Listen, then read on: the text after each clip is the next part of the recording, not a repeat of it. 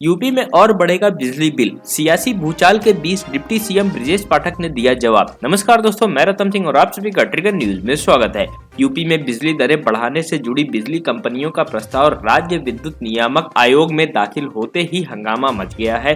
उपभोक्ताओं की नाराजगी तो दिख ही रही है, साथ में सियासी भूचाल भी आ गया है। विपक्ष दलों ने भी इस मुद्दे पर सरकार को घेरना शुरू कर दिया है। पूर्व मंत्री व सपा प्रवक्ता पवन पांडे ने कहा कि यही है बीजेपी सरकार का असली चाल, चरित्र और चेहरा। मुफ्त बिजली देने का वादा किया था, लेकिन सरकार बन गई तो बिजली लगातार महंगी हो रही है। सिंचाई के लिए जो बिजली दी जा रही है उसके लिए भी पैसा लिया जा रहा है। लगातार बिजली दर बढ़ाई गई है।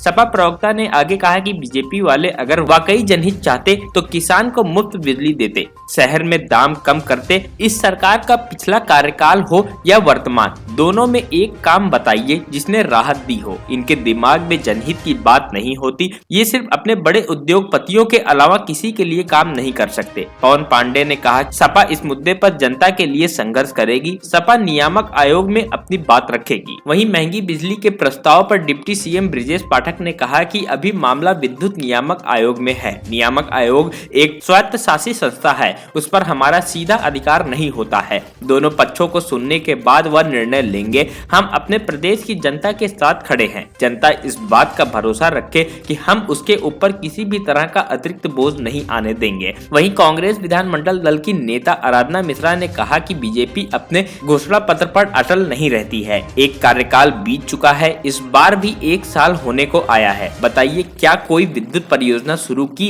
इन्होंने? जब इनके पास बिजली बनाने की योजना नहीं तो इसकी आपूर्ति कैसे करेंगे? यही सवाल हमने सदन में भी उठाया। प्रदेश में आबादी और बिजली की खपत बढ़ रही है। अगर उपकेंद्र नहीं है तो बिजली खरीदेंगे, अगर बिजली खरीदेंगे तो किसान और मध्य वर्ग पर बोझ पड़ेगा। इन्होंने तो किसान को मुफ्त और आधे दाम पर बिजली देने की बात कही थी, सिंचाई की बिजली माफ करने की बात कही थी, लेकिन आज बिजली बिल कम करना तो छोड़िए, उसे बढ़ाने की कयावत शुरू हो गई है। आराधना मिश्रा ने आगे कहा कि मध्य वर्ग जो पहले ही महंगाई की मार से परेशान है, उसके ऊपर बिजली की कीमत बढ़ने का बोझ आएगा। ये इन्वेस्टर सबमिट कर रहे हैं, लेकिन इन्वेस्टमेंट कैसे आएगा? क्योंकि इंफ्रास्ट्रक्चर ही नहीं है। चाहे फैक्ट्री लगाएं या मिल, उसके लिए बेसिक जरूरत बिजली है। जब बिजली ही नहीं दे सकते तो इन्वेस्टमेंट करने कौन आएगा? पहले भी इन्वेस्टर समिट फेल हुई थी और फिर फेल होने जा रही है। इस मुद्दे पर कांग्रेस जनता के साथ है और अपनी बात रखना नियामक आयोग से लेकर सरकार तक जाएगी। वहीं इस मामले पर राज्य मंत्री दिनेश प्रताप सिंह ने कहा कि देश और राज्य की सरकार काम कर रही है और काम के आधार पर लोग समर्थन दे रहे हैं। अगर नीतियां और कामकाज से विपरीत होते तो इतने वोटों से योगी आदित्यनाथ को दोबारा मुख्यमंत्री का पद न मिलता। हमारी सेवाओं को जनता स्वीकार कर रही है और जनता ने इस पर मुहर लगा दी है।